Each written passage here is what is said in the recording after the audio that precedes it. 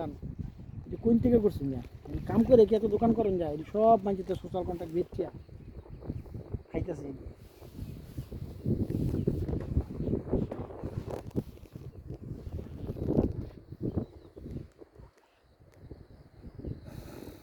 আল্লাহ পাক হাদিসে বলছে তুমি আমার হক খাই লাইলে আমি হয়তো তোমার মাফ করবো বান্দার হক কখনো মাফ করতাম না আমি কোন ইন্ডিয়ান কাছে গিয়া মাপ চামু যে আমার হক তোর হক খাইলে কি আমার মাফ Wanda,